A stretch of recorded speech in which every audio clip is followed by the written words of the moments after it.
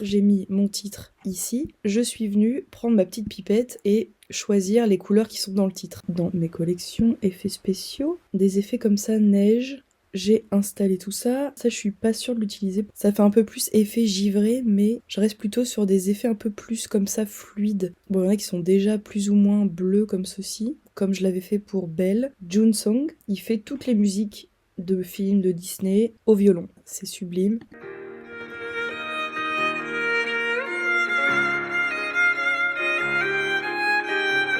Il y a plein de sites qui marchent pas, mais là je suis passée par MP3 Converters. J'ai pas laissé le morceau dans son intégralité, j'ai dû faire un cut à un moment donné, parce que ma vidéo ne dure que 40 secondes à peu près, un peu moins même, je pense, parce que je suis encore en montage. On est vraiment en phase d'editing, il n'y a aucun étalonnage, c'est l'image brute. Peut-être venir flouter un peu plus le fond. Et ce qui est bien, c'est que dans ce parc, il y a quand même une ambiance assez château. J'ai trouvé ça cool de pouvoir marcher ici.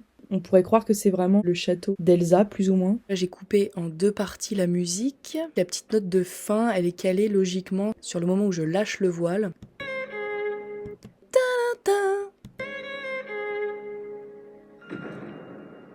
Et là, la petite explosion et note de fin. Je pense que je vais rajouter le titre de nouveau.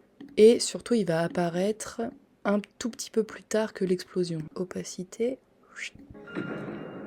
Voilà. Dans CapCut, il y a une option pour rendre la peau un peu plus pâle. Et là, étant donné que mon montage selon moi est terminé, je vais pouvoir me concentrer sur les effets spéciaux, le Frost Explosion. Parce qu'on voit que ça arrive face à nous.